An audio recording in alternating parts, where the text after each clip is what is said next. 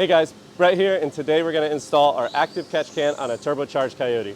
You've seen a couple videos where we've installed this on an NA Coyote and the supercharged Coyote on the Calypso Fox, and on a turbocharged application, the layout and the plumbing is just going to be a little different, so we're going to show you how to do that.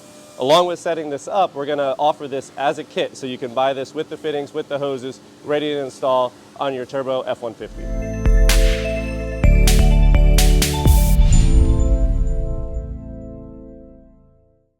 So we got this truck in. When this was built, it had a small aftermarket, just generic catch can on it, mounted down low at the bottom with two hoses ran to it, vented to atmosphere.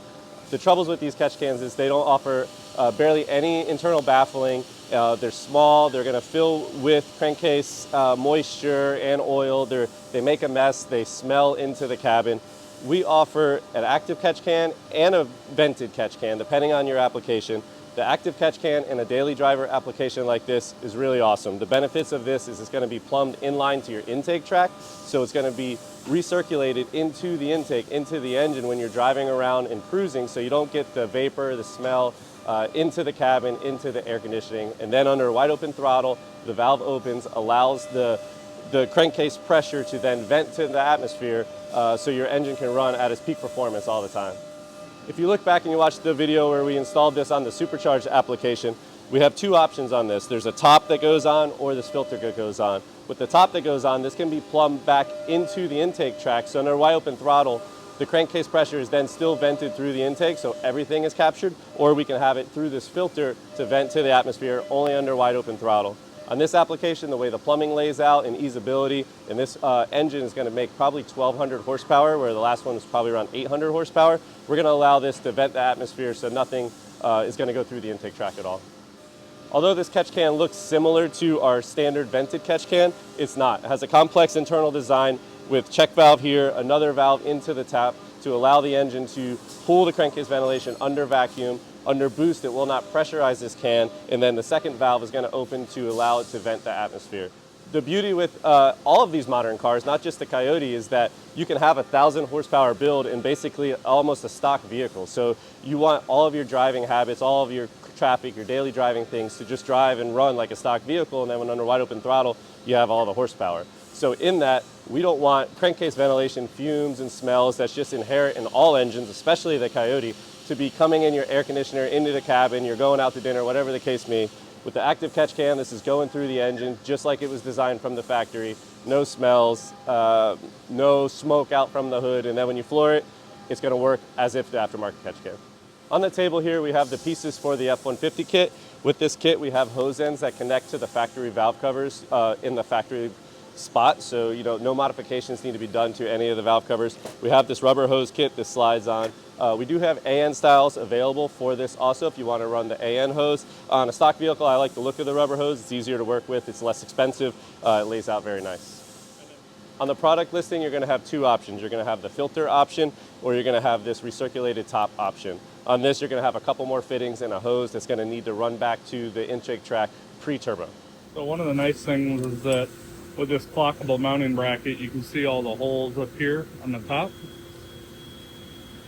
You can actually put this anywhere. So with rubber hoses, they don't have the angularity in terms of hose ends. So you can get away with running a rubber hose or any fitting and have a better fitment, because instead of being stuck coming straight out like this, where it would have a hard time bending around a wastegate, or a traditional 180 degree can where it's shooting here. It comes out of the top, but then you can lock it by just bolting it accordingly. So we can run the hoses nice and clean down through under there, protect them from the heat and the wastegate, and just have really clean routing that makes you not have to make any concessions against hose routing, protection, all that different stuff. So one of the big pluses of this can, in addition to all the functionality, is just mounting and clockability, so that you don't have to make any concessions with hose routing and protection. Now, one of the downfalls with traditional cans is you need to be able to drain them, because they will collect oil over time and water and all that different stuff. So a lot of times you have to space them up so where you can get something underneath to drain them. But the nice thing is we have this remote catch can drain kit that gives you everything, including a mounting bracket, to be able to turn the normal drain into a remote drain. So we can, just route it down here where there's a hole, or make a hole if you want to, and drain it up front here somewhere where it's easily accessible, so that you can keep things packaged tight and out of the way. Because a lot of times you don't have that type of room to be able to do that. So huge benefit, and makes for serviceability that doesn't require tools. It's got a simple thumb screw drain, and yeah, just a complete kit here for you. So the F-150 has a pretty large engine bay. There's a lot of room.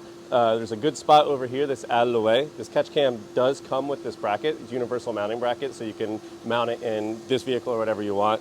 The bracket is clockable, so you can mount this in multiple different rotations depending on your application. So we're going to mount this guy over here.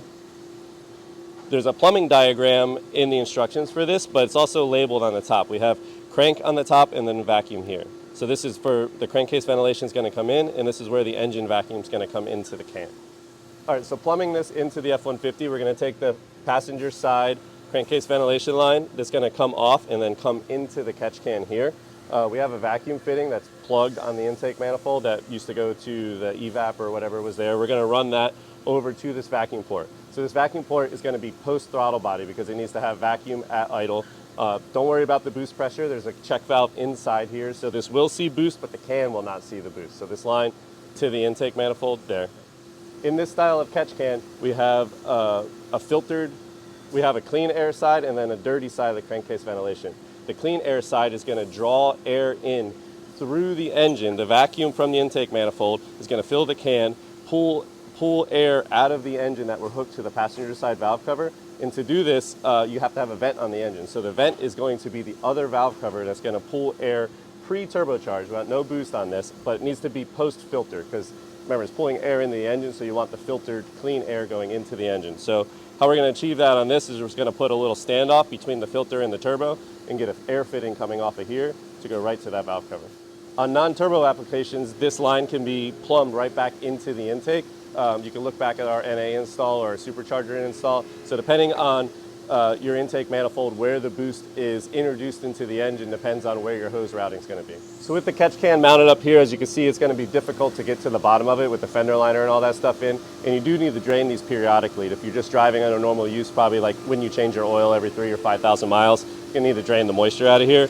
We do offer a remote drain kit that threads into the bottom. It has a mount on the back here. So you can mount that down where you can get a drain pan or somewhere easy to access to drain this catch can. All right, so we have the plumbing started to lay out, so it's a little easier for you guys to see. Again, this driver's side valve cover is going to pull fresh air into the engine. So we're going to get this fabricated up to hook up before the turbocharger, but after the air filter. So that way it's pulling filtered air into the engine. The air is going to come through the engine into the catch can. So the other valve cover here, the line comes off into the catch can, and then they're going to supply engine vacuum with this from the intake manifold, and that's going to create the vacuum, the suction, that's going to pull the air through the engine. We had an extra vacuum port here on the intake manifold that wasn't being used, so we're going to use this. If you needed to tee into a line, if all your ports were plugged up, that's also okay because there's nothing going to be on that line but engine vacuum there. All right, so this is a pretty easy, straightforward install. We have our active catch can installed over here. We're going to just install the filter, get this hose connected to the air filter. You can do this multiple ways. I've seen some fittings that actually go into the end of the air filter also. That'll work. Just whatever your space constraints allow you to do in that application is going to be easy to get done.